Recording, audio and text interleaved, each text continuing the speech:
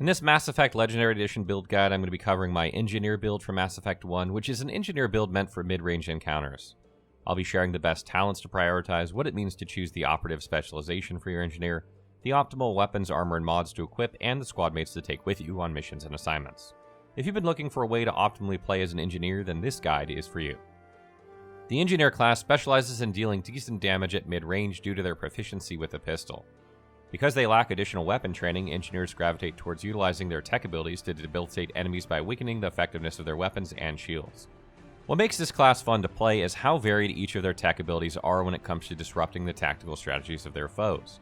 They have Sabotage to overheat enemy weapons, as well as Overload to increase the damage they deal to shields. Additionally, the Engineer is the only playable class that can use AI hacking. This lets them manipulate synthetics or robotic enemies into attacking anything nearby, including their own kind. The Operative Engineer build enhances both the range and performance of Sabotage and Overload to debuff targets better while making them more vulnerable to the squad's attacks. In this section, I'll talk about the different weapon, combat, and tech talents and abilities you should focus on to make the most out of your Operative Engineer build. Note that the number of talent points I've allocated is based on reaching level 50 in Mass Effect 1 Legendary Edition, or 25 if you're using the Legendary mode. There is only one weapon talent that you'll need to put sufficient talent points into because this will help you tackle enemies by increasing the accuracy of your shots and the damage you deal. The pistol talent unlocks the Marksman ability at rank 3. The Marksman ability increases the accuracy and damage of the pistol. This weapon should be used in combination with tech abilities, that is, after disabling enemies in order to take advantage of their vulnerability. Note that since the pistol is the only weapon the Engineer is proficient with, it's imperative to start investing at least 3 points at earlier levels to enhance its performance. Moreover, you'll have to follow through with 9 additional talent points, making it a total of 12 to maximize the damage you inflict. There are 4 tech talents that you'll have to put sufficient points into in order to effectively debilitate enemies. These are Decryption, Hacking, Electronics, and Damping. Decryption lets you do several things at once in and out of combat. Every time you use your tech abilities like Sabotage, Overload, or Damping, you automatically throw a tech proximity mine which detonates after a few seconds.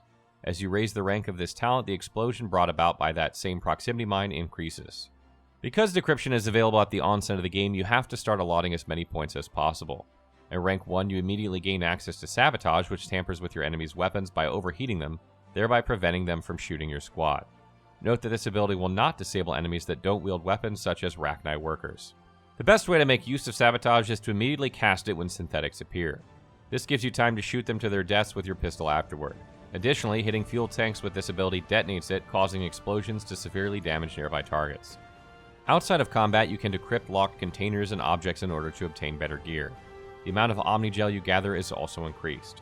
This is useful in repairing your Mako vehicle and in bypassing security systems.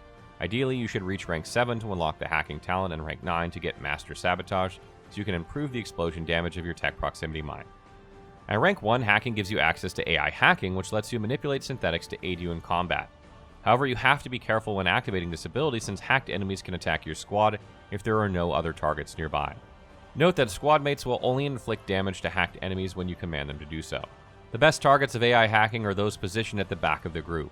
This adds extra movement for unaffected synthetics to turn around and to gang up on hacked enemies, giving the latter extra time to kill its comrades. What's more is you can keep hacking the same enemy when the duration of this ability runs out. At higher levels, this talent significantly reduces the recharge times of Sabotage, Overload, and Damping. Since Decryption will have to reach rank 7 to unlock Hacking, you'll be allocating points into this a bit later in the game. It shouldn't be a problem given that you have other relevant tech abilities available for use. To gain full advantage, you'll have to invest a total of 12 points into Hacking to access Master AI Hacking. This enables you to manipulate the majority of synthetics for a longer period of time. Similar to Decryption, Electronics also provides benefits in and out of combat. As you raise its ranks, your shield strength improves, helping you survive longer and tougher encounters. At rank 1, you gain access to Overload, which severely weakens enemy shields, making them momentarily vulnerable to additional damage. When you've completely destroyed their defenses, you can easily whittle down their HP to kill them. This makes it necessary to allot points into Electronics at the start of the game. Like Sabotage, it's best to use Overload right after seeing synthetics so you can immediately weaken them. You can then finish them off with your pistol. Outside of combat, you can hack security systems and repair huge parts of your damaged Mako's hull. You ought to reach rank 4 to unlock the Damping talent and to gain access to Master Overload at rank 9 in order to deal a significant amount of damage to the enemy's shields while increasing your tech proximity mine's explosion damage. Damping increases your tech proximity mine's explosion radius in order to affect more enemies. At rank 1, you unlock its corresponding Damping ability, which prevents targets from using any of their tech and biotic abilities, making it easier to deal with them. As you continue to invest more points into this talent, you increase the effect radius of Sabotage, Overload, and Damping. I suggest allocating 6 talent points into Damping to gain access to Advanced Damping. This ability also stuns most enemies, rendering them powerless for a period of time. There are 2 combat talents that will make your Operative Engineer build resilient in mid-range combat. These are Basic Armor and Spectre Training. I'll explain why these are essential and how they integrate well into your build. The Basic Armor talent makes you durable in combat by protecting you from incoming melee and weapon damage as well as tech and biotic attacks. Its corresponding stats, namely damage reduction and hardening, are increased every time you rank up Basic Armor. At rank 3, you unlock the Shield Boost ability, which restores 30% of your depleted shields per second. At rank 12, which is what you'll be aiming for since you can only equip Light Armor, you gain access to the Master Shield Boost ability to restore 50% of your shields per second. The Spectre Training talent can be unlocked after you become a Spectre when you complete a Citadel mission within 2 hours of playing. Spectre Training makes your character stronger by raising the accuracy and damage of your pistol, improves your abilities, and raises your max HP. What makes Spectre Training relevant is its Unity ability, which lets you revive dead squad mates. This is especially helpful in fighting challenging enemies when the chances of dying becomes higher. At rank 12, you'll be able to gain access to Master Unity so you can restore half of your down squad mates' HP and 100% of their shields, protecting them from any form of damage. There are 2 auxiliary talents which are useful to you even if you don't allocate too many points into them, and these are First Aid and Medicine. The First Aid talent allows you to restore a portion of your squad's HP. I recommend increasing its rank to 6 so that you can unlock Advanced First Aid in order to give back 100 HP every time you consume a Metagel. The Medicine talent reduces First Aid's recharge time, allowing you to heal your squad mates more often. At rank 1, you gain access to Neural Shock, which temporarily knocks down an organic or living enemy while dealing extra toxic damage. In this section, I'm going to discuss the unique class talent for this build, as well as its evolved form or specialization upon the completion of a certain quest. The Engineer class talent reduces the recharge times of all tech talents and abilities while improving your resistance to tech attacks. You can only allot a maximum of 6 talent points into it. At level 20, when you access the galaxy map, the assignment UNC Rogue VI on Luna will be given to you by Admiral Hackett. Upon completing this side quest, you'll be able to choose between 2 specializations, namely Operative or Medic. Either specialization will increase the rank of your Engineer class talent from 6 to 12. Note that the talent points you may have allotted to your class talent prior to unlocking your specialization will carry over, and you'll receive the same bonuses from ranks 7 to 12. Operative increases the range of both your Overload and Sabotage abilities while boosting your Tech Proximity Mine's explosion damage. Because of this, you can effectively debuff more enemies. Comparatively, Medic focuses on lengthening Neural Shock's duration and the toxic damage it inflicts, as well as the restoration of HP to recover faster from fights. Between these 2, I highly recommend choosing Operative so that you can also maximize the reduction and recharge times of all tech abilities, allowing you to use them more often. Every time Shepard explores the different clusters of the galaxy, you'll be asked to select 2 squad mates or companions to bring with you. In Mass Effect 1 Legendary Edition, there are a total of 6 to choose from, each with their own combat, tech, and biotic specialties. Remember that their levels are the same as yours, even for those who are left in the Normandy ship. Since your squad mates' talents are fewer than Shepard's, they receive less talent points every time they level up. Since you lack biotic abilities to immobilize enemies, it's best to bring Urdnot Rex, who is a biotic and combat specialist. You can recruit him after completing the Citadel Rex mission. What makes him a very good squad mate is his biotic abilities like Warp and Throw. Warp weakens armor while damaging the enemy over time, whereas Throw hurls targets away from your squad to damage and briefly render them helpless. Additionally, he is capable of wielding a shotgun and assault rifle, which deal massive damage at point-blank and mid-range distances. Rex is also highly resilient due to his heavy armor.